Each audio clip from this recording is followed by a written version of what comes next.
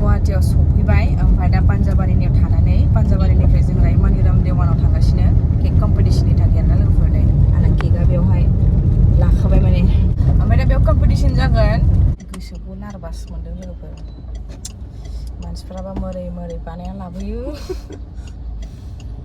आंनिया सबसे खाथिया जाबा आं मा खालामनो गाबगोनलै आं नोंनिखौनो बेस्ट गाबगोनलै आं बोरै गहां मोनखाबाय दानो माबोरै मोनदों गोसोखौ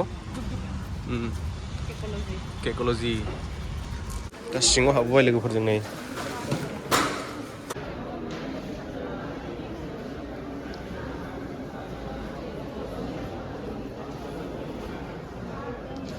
नै लोगोफोर इसोर दासो बानायगासिनो बिसिना जाथ'वाखै आरो मानि बानायदोंथाय बेखौ लाबोजोबदों बिसोरो बक्सआव सोनानै टिसु पेपारफोरजों बानायलाबायदों आयो जुता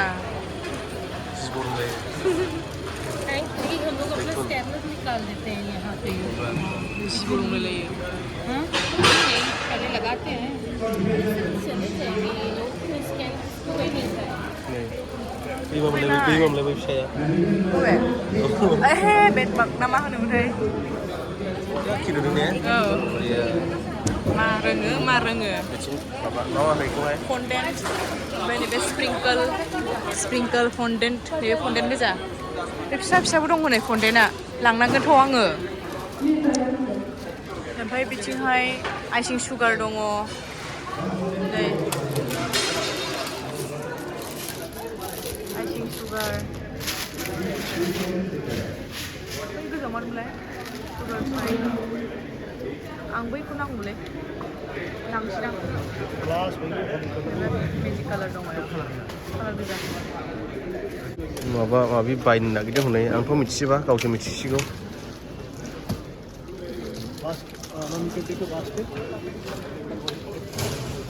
डिसकाउन्ट दङ discount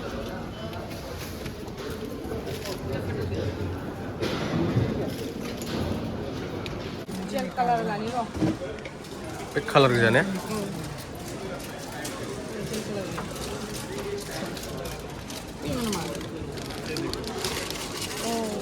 This red is from Genie gel, even more concentrated than the gel color. बायबाय लाबाय ओरैबायदि मोजां मोनबाय आं फ्रेस माल मोनदों बेसेबां डिसकाउन्ट होनायदों नै 50% डिसकाउन्ट नै आयो बेखौ लानोसै आं चक्लेटसो बियो जाजायो जाजोबो ना गल्डेनबो दङ नै इसिबाङावनो 10 थाखा लायो अब्ला लाखादो दे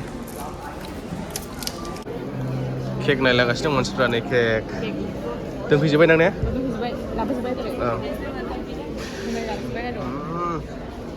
नै आंनि केकखौ नायगासिनो मा खालामनो नागिरदों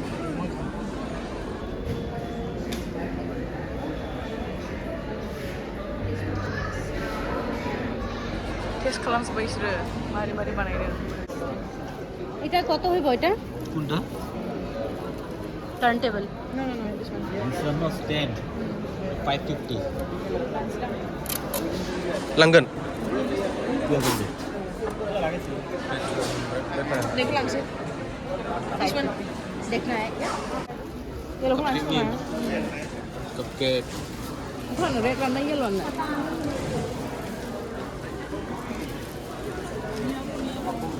नै लोगोफोर केकनि स्टेन्ड लाबाय नोंथांमोना वेडिं केक अर्डार खालामनो गोसोबा बेयाव स्टेन्डआव दोननो हैनोसै आङो आरो स्पेसारबो मोनगोन नै बिदि गिदिंबाय थागोन केक में भी होता है केक में भी आप यूज कर सकते हैं आजकल रिबन वाला भी केक ना Please join me in giving a warm welcome to the incredibly talented chef Amitabh Datta. Chef Amitabh Datta is a food expert, master chef and the visionary founder of Only Chef, the School of Culinary Arts. Is here with us today as a distinguished judge at Cakeology and with his years of culinary mastery and unwavering passion for mentoring, Chef Amitabh is here to inspire and guide us all. Good morning, everyone. Nice to see you all. आज पहला दिन है केकोलॉजी में, and I'm kicking off with this activity. alongside मुझे judging भी करना है quick print के लिए. So I'm privileged to be here and thank you Kekology team, Khushi ji, Anjali ji. Thanks for giving me the opportunity to be part of this wonderful event. Even rather you can say that the best event of India, which is happening right here today and starting from today itself, right? दायो जोङो ओंखारलांबाय लोगोफोर ओंखारलांनानै दायो जोङो बाखिखिनि बुस्थु नांगौफोरखौ काहिलिपारायाव लायनोसै दक्षिणगावआव ओमफ्राय दसेनि उनाव जोङो सासे मानसिखौबो लोगो हमनो थांगोन आरो सम मिलायबा ओमफ्राय नायलांथार लोगोफोर दायो जोङो बेकार्स पइन्टआव थांगासिनो काहिलिपारा दक्षिणगावआवहाय मा लानो दं मा लानो केकनि बक्स नांगौ बेस नांगौ आधा केजि 1 केजि आरो बेन्ट'नि बक्स स्पेसियेलि बेन्ट' केकनि बिराद अर्डार फैयो नालाय नोंथांमोनाबो अर्डार खालामनो हागोन खम प्राइसआवनो मोनगोन भेलेन्टाइन डेनिबो अफार होगोन आं नोंथांमोना अर्डार खालामनो गोसोबा थाबनो अर्डार खालामना लाखा थ'दो बिदिब्ला जायगायाव सहैग्रोनोसै सफैबाय लोगोफोर दायो जों हाबनोसै बेकार्स पइन्टआव नै बेकार्स पइन्ट काहिलिपारा दक्षिणगाव बेनो लोगोफोर नै बेकार्स पइन्टआ आं बेयावनो फैबाय बिराद खम मोनो होनदों नामा बेकार्स पइन्ट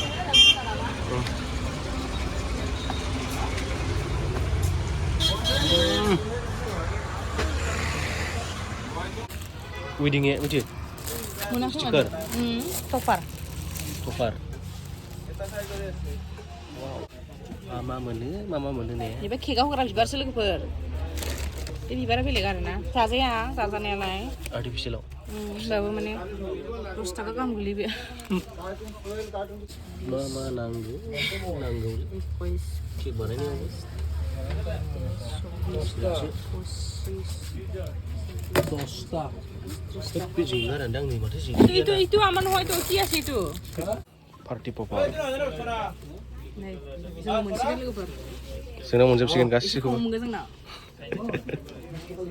जायजोंनिफ्राय बार्थडे केक मा केक लायो ने? बार्थडे केकजों लोगोसे बेखौ मोनखासिगोन थफसिबो मोनगोन ओमफ्राय मा मोनगोन? थफसि मोनगोन, बे मोनगोन. ओमफ्राय मा मोनलाय मोनसेया? Snow spray. Snow spray. मोनखाजोबगोन लोगोफोर सिन्था गैला एबार नोंथांमोना बाइकआव थांनो खोनसेलागैनो लांखाजोबखा केक लांनाय बायदिनो नामा नंगौ फैद' गोजोनबाय बस्थासो थिखोनांबाय नै गुवाहाटियाव जारला जाबायलै हिन्जावजों बिफानानै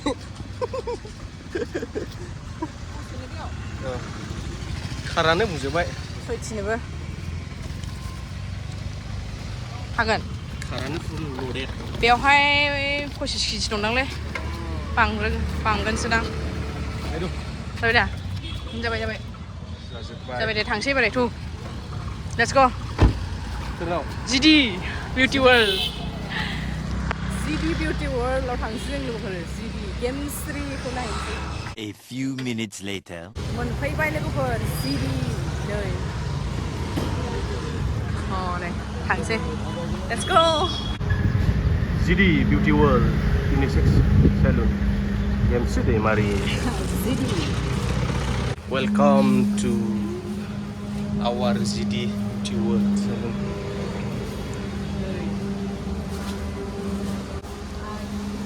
थांनोसै सिङाव गानजोबो खुनाङा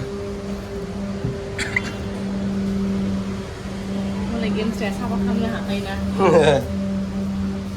खस्थ' होआ कास्टमारफोरखौ Wajah Gemsrini ayo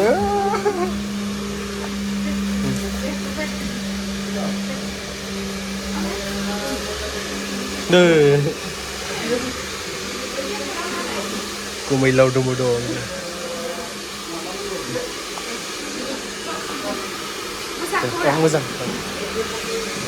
माबायदि मोनदों फैनानै मोजां मोनदों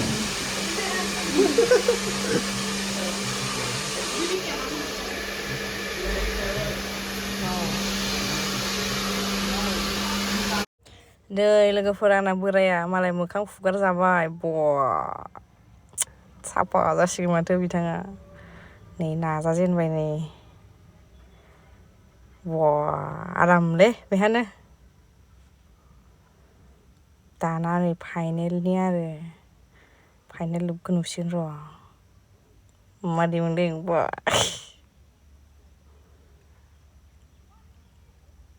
फाइनेलि ये माबोरै नुनाय र' Thank you so much फैनायनि थाखाय जोङो सिगांनिफ्रायनो रायलायबाय थायो ओरैबायदि क्लोज माने लाइक सिगांनिफ्रायनो लोगो मोनखाबाय थानाय बायदि आरोना खिन्थु दिनैसो फार्स्ट टाइम लोगो मोनदों ना इभेन आं बेनि मेथाइ खननायावबो एक्टिं खालामखांबाय आरोना लोगोरि समावहाय थांसै दा बिराद मोजां मोनबाय आंसो बिराद मोजां मोनो थेंक इउ बिदिनो भिजिट खालामफैबाय था फैगोन दे फैगोन दे होमब्ला थेंक इउ सै दे जोंना हिर'खौबो थेंक इउ सै उनाव फैफिनोसैलाय मोजां मोनबाय दा गोजोनबाय फैनो होननानै नोंसोर आं दहायनिफ्राय नेगासिनो दे बाय बाय दायो जोङो जिडि बिउटि वर्ल्डनिफ्राय थांफिनोसै न'आव डाइरेक्ट उदालगुरि लोगोफोर बाय बाय नोंहालि आंखौ मादि नुफैसै नोंथां सुजानाया नै मादि नुखो जिडिया साफा मालाय एसे एरख'जोब्बाय मादि मोनदों मोजां मोनदों सुदो बाय बाय लोगोफोर नेक्स्ट ब्लग नेयानोखा दे लोगोफोर One day later. हेल' एगेन गुड मर्निं लोगोफोर दायो जोङो दिनैहाय माबायाव फैफिनबाय गुवाहाटि फैफिनबाय सार्टिफिकेट ओरै मोनगोन नालाय दिनै ओमफ्राय दा जोङो मोजां देवानाव फैनाय ओमफ्राय दा हाबनोसै सिङाव केकखौहाय टेस्ट खालामजोबबाय नै You are ready to move on to next level. Very equal. You're not sitting for the price list with your student.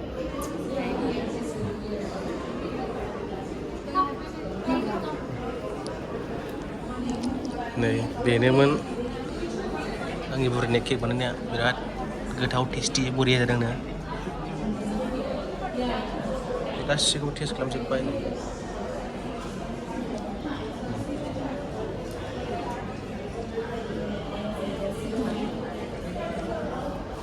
Really tasty, moist, neat, with pleasing colors, giving a well-balanced look. Keep up the good work with practice, and complex designs can be attempted. She's praised you well, like beautiful work. So your work is really nice, it's very neat, and the best part is the cake was really tasty, which is I think the most important thing. So you know all the techniques very well up there, but just a little bit more practice, and we'll see you next time.